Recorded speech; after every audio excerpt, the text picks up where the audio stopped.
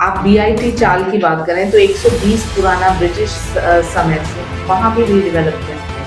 आप कुंभारवाड़ा देखें, उमर खाड़ी देखें, भेंडी बाजार, डोंगरी या फिर यहाँ कमाटीपुरा, सब जगह बीआईटी चाल, सब जगह रीडेवलपमेंट की आवश्यकता है। महिलाओं के लिए खासतौर से हेल्थ और एजुकेशन। मुझे राजनीति में एक पैसा नहीं बनाना है। मेरे नाम में शाइना एनसी, हमेशा शाइना नॉन करप्टेबल ही रहेगी। साइना एनसी मुंबई से विधानसभा के उम्मीदवार महायुति और बीजेपी से है। सनी जी, सबसे पहले आपने नामांकन दाखिल किया और उसके बाद एक बड़ा विवाद।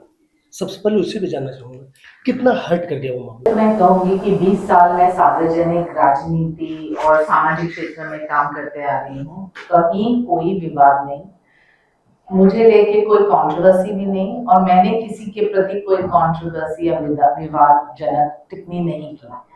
जब कहा गया कि ये तो इम्पोर्टेड माल है, ऐसे शब्दों का दुरुपयोग करना, कहना कि जैसे ये कोई आइटम है, मैं यही कहूंगी ये एक विकृत पुरुष प्रधान मानसिकता देती है। यहाँ मैं सिर्फ ये कहूंगी कि मेरे काम के आधार पे आपने चर्चा किया तो हाँ बिल्कुल आप पूछ सकते हैं कि क्या किया है, क्या है आपकी रूपरेखा, क्या है आपकी सोच, लेकिन ऑब्जेक्टिफिकेशन ऑफ वुमेन ये मैं कभी नहीं।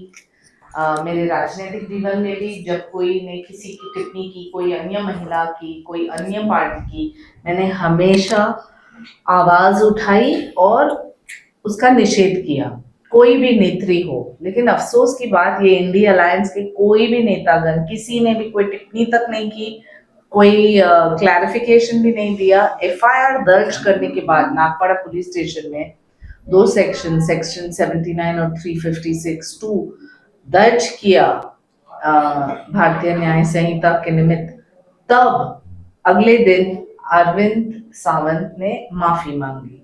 और देखिए उनके जो सहयोगी है संजय राउत ने बिल्कुल वापस कहा कि अरे माफी मांगने की क्या जरूरत है, इम्पोर्टेड माल में क्या गलत शब्द का सोच विचार है। और वहां जो खड़े थे अमीन पटेल, जो उनके बगल में खड़े थे, वो हंस रहे थे। तो ऐसे जताना कि एक महिला माल है या बकरी है, ये मुझे जमता ही नहीं, और मैंने इसलिए ये कार्रवाई ली। आदरणीय प्रधानमंत्री ने कल उनके भाषण में झारखंड में कहा कि हमारी मुंबई की महिला है जिनके प्रति ऐसे शब्दों का दुरुपयोग किया गया, लेकिन मैं पूछना था कि कहाँ है वो इंडी अलायंस के सभी नेतागण? क्यों नहीं एक भी बयान? मायावती बोल सकती है, रविशंकर प्रसाद बोल सकते हैं, हरदीप पुरी, अनगिनत लोगों ने समर्थन दिया। और ये सिर्फ एक टोकनिज्म के लिए नहीं है, क्योंकि देखिए जो हमें सिर्फ विवाद करना था तो एक टीवी डिबेट और खत्म। यहाँ you need to take it to the logical conclusion.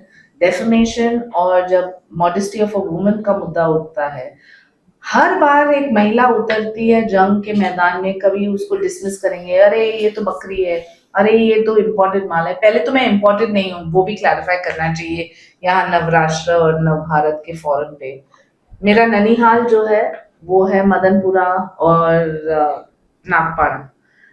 मेरे पिताजी जो हैं मुंबई कर रहे हैं, 3 पीढ़ी से हम लोग लगातार हमारे मुंबई माझी लाडकी और जायंट्स वेलफेयर से काम करते आ रहे हैं।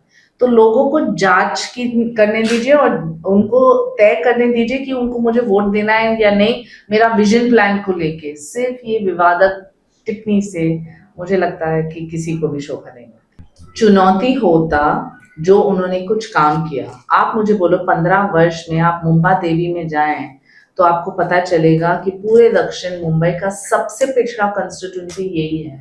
लोग जो रहते हैं ऐसे ऐसे पैक घर में, कोई ऑथराइज कोई अनऑथराइज। कमाटीपुरा का जो डेवलपमेंट प्लान की बात करें तो एक उन्होंने यहाँ तक एक सर्वे प्लान भी नहीं सबमिट किया है जनता को या शासन को। आप बीआईटी चाल की बात करें तो 120 पुराना ब्रिटिश समय से वहां भी रीडेवलपमेंट नहीं। आप क्लस्टर रीडेवलपमेंट की बात करें, डोंगरी हो, भेंडी बाजार, कहीं भी नहीं। तो मैं पूछना चाहती हूँ कि जो 15 साल आपने एक नेता को चांस दिया, तो एक बार एक नेत्री को मौका दीजिए जिनके पास एक डेवलपमेंट प्लान है, एक विजन प्लान है, एक ब्लूप्रिंट है कि कैसे मुंबा देवी में परिवर्तन ला सकते। आप गए हो बहुत बार कमाटीपुरा, तो वो रात जब मैं गई, जब आग हुआ था 3-4 दिन पहले, वहां एक फायर एम्बुलेंस भी नहीं जा सकता है, एक फायर ब्रिगेड भी नहीं जा सकता है। लोगों की जो जान है, एक लड़का था 34 साल का, उनकी हत्या की गई, वहां भी कोई सवाल भी नहीं किसी ने उठाया। तो कहने का मतलब ये है कि where is the value of life. और कमाटीपुरा बहुत ही कॉम्प्लिकेटेड है। महाराज ने जो शुरुआत की है वो अपने तरफ से, शासन के तरफ से, लेकिन आप जो आमदार हो, आप उनके वोटर्स आपके हैं, तो आप सिर्फ तुष्टीकरण की राजनीति करेंगे क्या कि उनको बरकरार रखो ऐसे? मैं कौम के आधार पे नहीं वोट चाहती हूँ, मैं सिर्फ काम के आधार पे। और कमाटीपुरा एक प्रायोरिटी एरिया है जहाँ क्लस्टर रीडेवलपमेंट ही चलेगा, जैसे धारावी में किया है वैसे ही हो सकता है, पीसमील में नहीं हो सकता है। तो मेरी सोच ये है, अन्य किसी के जो एक्सपर्ट्स हैं उनका सुझाव लेके, मैं नहीं बोल रही हूँ मैं सही हूँ, लेकिन जो भी मैंने देखा है वहां रोने लायक स्थिति है, क्योंकि जो लोग रहते हैं, और लोगों ने भी गलत किया, ऐसा नहीं कि लोग सब जगह सही है, बहुत इलीगल कंस्ट्रक्शंस और सब, लेकिन वो किसके इंसुलेशन से हो रहा है, किसने उनको शरण दी है? मैडम, अब मुंबई देवी से आपको उम्मीदवारी दी गई है, तो आपके हिसाब से वहाँ की जो मेजर प्रॉब्लम्स क्या है, जो आप अगर आपको मौका मिलता है, डेफिनेटली मिलेगा भी, तो उसके बाद में आपका मतलब मेजर मतलब जो है प्राथमिकता टारगेट क्या? 3 प्रॉब्लम्स हैं। एक सबसे इम्पोर्टेंट क्लस्टर रीडेवलपमेंट, क्योंकि आप कुंभारवाड़ा देखें, उमर खाड़ी देखें, भेंडी बाजार, डोंगरी, या फिर यहाँ कमाटीपुरा, सब जगह बीआईटी चाल, सब जगह रीडेवलपमेंट की आवश्यकता है, क्योंकि तब आप थोड़ी राहत ले सकते हैं। क्योंकि ओपन स्पेसेस तो दूर की बात, कोई ओपन स्पेस है ही नहीं पूरे क्षेत्र में। आप देखेंगे तो ऐसा है कि जैसे बोलते हैं ना इंग्लिश में, packed like sardines in a little tiffin box, वैसे है उनकी स्थिति। दूसरा, महिलाओं के लिए खास तौर से हेल्थ और एजुकेशन, क्योंकि आपने देखा है कि जो भी महिला वहां है वो क्यों आत्मनिर्भर नहीं है, क्योंकि उनको शिक्षा नहीं या मौका नहीं। ये प्रधानमंत्री जो लाडकी बहना योजना में 40,000 महिलाओं को एक मौका मिला मुंबा देवी में, उनमें से 15,000 महिला जो है मुस्लिम महिला। तो ऑब्वियसली हम फोकस करेंगे इस दिशा में कि उनको आत्मनिर्भर भी करें और उनको एक मौका मिले आते हुए दिन में। लेकिन personally if you ask me, cleanliness, hygiene, प्रधानमंत्री के स्वच्छ भारत मुहिम में this has to be a people's movement, जहां शासन प्रशासन लेकिन वोटर भी इसमें शामिल हो। क्योंकि एक एक जगह एसबीयूटी को छोड़ के, जहां वो बोरा कम्युनिटी का जो रीडेवलपमेंट हुआ है, जहां सही में लगता है कि वाओ कैसे कर दिखाया है, लेकिन वो कम्युनिटी इनिशिएटिव भी था, तो मुझे लगता है वो बहुत जरूरी है। सो क्लेanलीनेस, हाइजीन भी मेरे लिए एक प्रायोरिटी होगा। लोकसभा में मुस्लिम समुदाय ने शिवसेना भाजपा के खिलाफ वोटिंग की थी, विधानसभा में किस तरह देखते हैं? 3 बार अपने एक आमदार को मौका दिया है, और वो आपको लगता है कि प्रगति हुई है तो निश्चिंत उन्हीं को वोट दो। मुझे ये इनकम्बेंसी, एंटी इनकम्बेंसी, मुझे लगता है वो तय होता है काम के आधार पे। लेकिन जो आपको लगता है, सबसे पहले मैं यही बोलूंगी कि मुझे क्यों वोट करना चाहिए। मुझे राजनीति में एक पैसा नहीं बनाना है। मेरे नाम में शाइना एनसी हमेशा शाइना नॉन करप्टेबल ही रहेगी।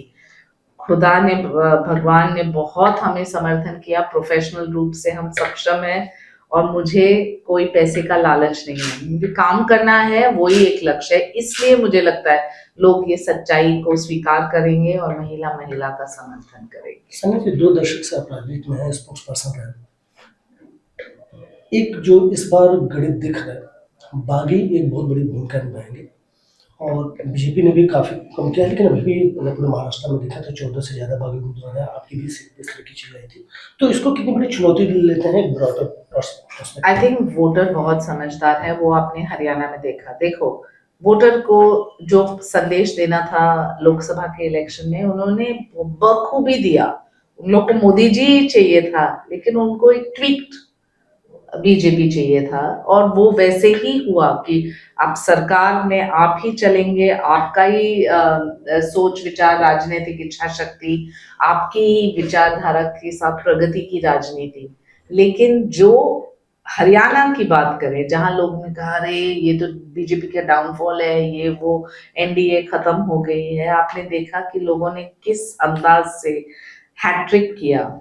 यहाँ महाराष्ट्र में उनके पास पर्याय क्या है? एक तरफ है एक महाविनाश अघाड़ी जो पैसे के लूट से, उनकी राजनीति और सोच विचार, कोई हिंदुत्व नहीं। यहाँ जो महायुति है, हम बिल्कुल प्रगति के राह पे ही जाएंगे। मैं मानती हूँ कि हाँ, बहुत सारे सवाल प्रश्न चिन्ह उठ सकते हैं, but if you have to choose between team A and team B, आप महायुति को ही चुनेंगे, क्योंकि देवेंद्र जी और शिंदे जी ने जो वेलफेयर स्कीम्स, जो काम किया है, इंफ्रास्ट्रक्चर को देखिए, मुंबई जैसे शहर में coastal road, metro, Atal Setu, sky is the limit. और हमारे दक्षिण मुंबई को कितना फायदा हुआ है, लेकिन मुंबा देवी को क्यों नहीं? तो somewhere there has to be accountability, right? और रजिस्ट्रेशन ऑफ मुस्लिम वोट और मराठा वोट लोकसभा में काफी डेंट पहुंचाया था, कितनी बड़ी चुनौती मानते हैं? देखिए, प्रॉब्लम ये है, हम हिंदू नहीं समझते कि हमारा वोट कितना कीमती है और कैसे इसका इस्तेमाल करना चाहिए। अब आप मुंबा देवी की बात करें, 1,35,000 मुस्लिम हैं और 1 लाख हिंदू। मुस्लिम समुदाय में 90% बाहर आके वोट करते हैं, और हिंदू समुदाय में सिर्फ 35%। आई फील, फॉरगेट हिंदू मुस्लिम, हर एक नागरिक जो बाहर आके वोट करे ना, वो एक रेफरेंडम बनता है। और मैं यहाँ डिविजिव पॉलिटिक्स करने नहीं आई हूँ। आई बिलीव इन सबका साथ, सबका विकास, सबका प्रयास, सबका विश्वास। जो किसी को मिल रहा है, हर किसी को मिलना चाहिए, लेकिन तुष्टीकरण की राजनीति मैं खिलाफ हूँ। जो सही है सही है, जो गलत है गलत है। मतलब जैसे शिंदे साहब हो गए, अजित पवार साहब हो गए, तो इसकी वजह से जो मतलब बीजेपी के जो पुराने निष्ठावान कार्यकर्ता हैं, इनके ऊपर कहीं ना कहीं अन्याय हुआ, जैसे आपको नहीं। काफी लेट मौका मिला, ऐसा नहीं लगता आपको? मुझे लगता है न्याय की प्रतिक्रिया जो है वो भगवान ही तय करता है। कहीं मुझे लगा कि मैं वर्ली से लड़ूंगी आदित्य ठाकरे के सामने, फिर पार्टी के नेतृत्व ने तय किया मुंबा देवी जैसे कठिन कंस्टिट्यूंसी, लेकिन जब मौका मिलता है वो मौका और चुनौती लेना चाहिए।